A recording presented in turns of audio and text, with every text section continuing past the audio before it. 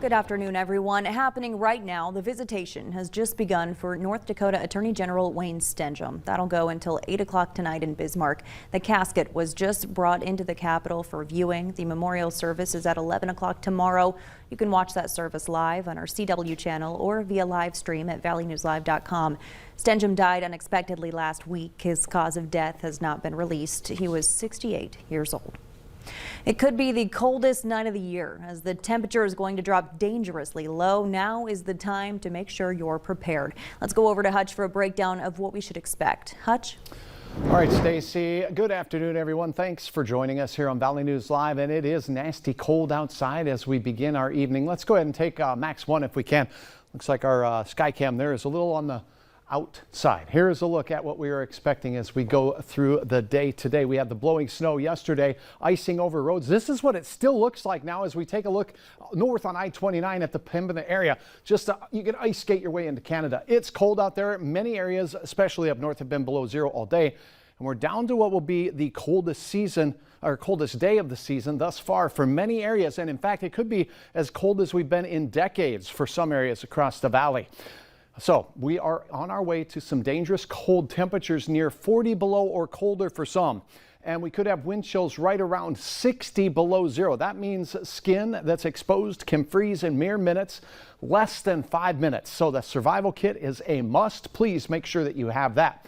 Doesn't take a lot of wind speed to create dangerous wind chills when temperatures dive down as cold as they're going to get. Now, right now, temperatures are between 0 and 10 below. But before we talk again tonight at Valley News Live at 10 o'clock, we're going to have air temperatures around 20 below zero.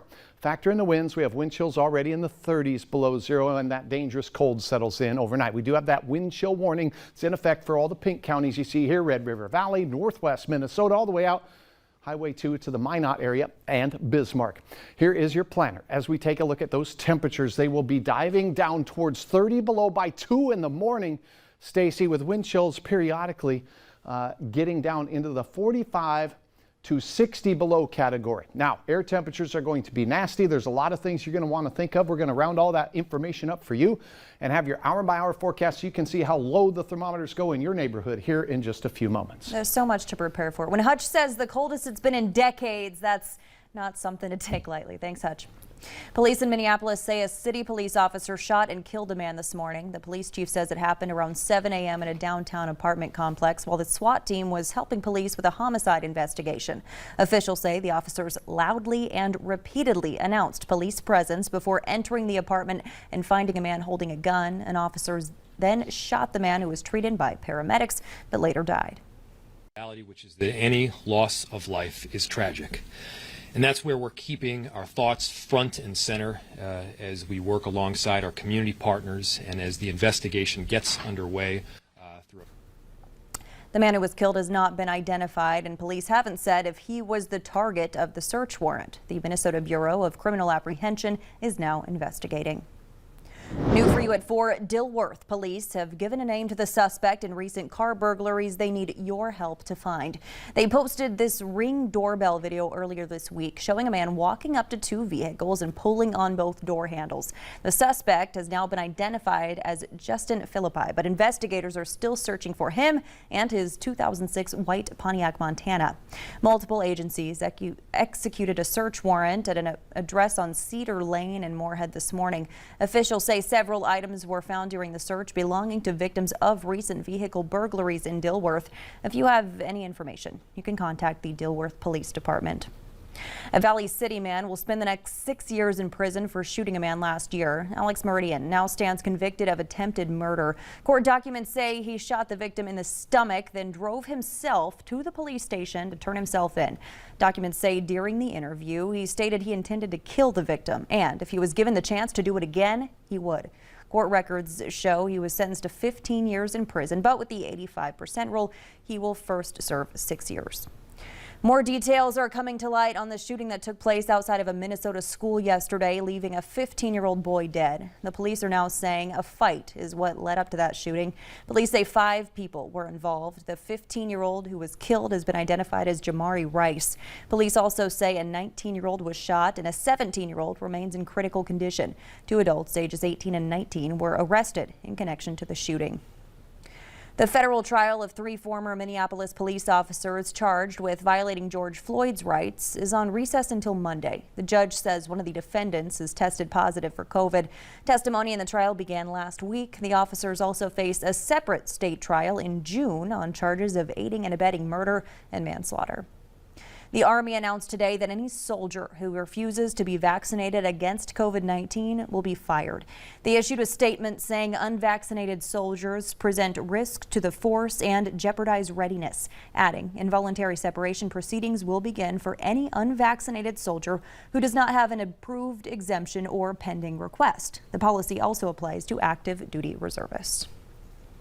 We're just days away from the opening of the 2022 Winter Olympics. These games are being held inside what the Chinese government calls a protective bubble because of concerns over COVID-19. Strict daily testing and other restrictions mean only special invited guests are allowed to watch the competition in person. And it's also changed the way NBC will broadcast the games so you can watch at home. Jay Gray has a behind-the-scenes look from Beijing. The venues are ready and inside Olympic Park. Performers prepare for the opening ceremony as athletes from 91 countries, including Team USA, arrive for the start of the Winter Games. But there's another team that's been on the ground in Beijing a bit longer. Started building this facility in early October, getting really serious in November and December, turning it on in mid-January. For these games, there are as many NBC broadcast technicians as Olympic athletes, around 3,000. But the TV team is working on a split playing field, with most of the coverage and all of the play-by-play announcers based in Connecticut because of COVID. It's work from home on steroids times 10,000. So the challenges of running a TV show on both sides of the planet at the same time is one of the hurdles we had to solve for. While providing 2,800 hours of coverage, a Winter Games record. Behind the scenes, a team you'll never see on camera, making sure fans can see Team USA and the rest of the competition from halfway around the world. Jay Gray, NBC News, Beijing. And a reminder, with the Olympics comes some programming changes for us. Starting this Saturday, February 5th, up until Saturday, February 19th, you'll be able to watch the Ozone Show on KVLY with Valley News Team sports director Beth Houle and sports reporter Devin Fry. The Ozone Show will get you up to speed on everything happening that day at the Olympics. That means Wheel of Fortune will move to our CBS channel, KXJB, from February 7th to the 11th and from February 14th to the 18th in place of Valley News Live at 6:30. Valley News Live at 5 and 6 will remain the same throughout the Olympics. And for those of you wondering how many Olympic athletes were sent by each state, here's a breakdown. North Dakota sent 5, Minnesota 16. Vermont led the pack with a staggering 65 athletes. And California, who's sending 11 athletes, holds the title for most competitions at 448. That's more than any other state. CNN President Jeff Zucker resigned abruptly today after 9 years at the media company, calling it an amazing run. Zucker acknowledged a relationship with a coworker as the reason for his exit, which he says he did not disclose during an investigation into former CNN anchor Chris Cuomo. Zucker oversees all of Warner Media Live's programming, including all divisions of CNN Worldwide and Turner Sports. America's national debt has passed $30 trillion for the first time ever. That's more than the nation's entire annual economy. Government borrowing sped up during the pandemic as Washington spent aggressively to lessen the economic impact of the crisis. Since the end of 2019, the national debt has surged by about $7 trillion. The nation has not run at an annual surplus since President Bill Clinton was in office in 2001.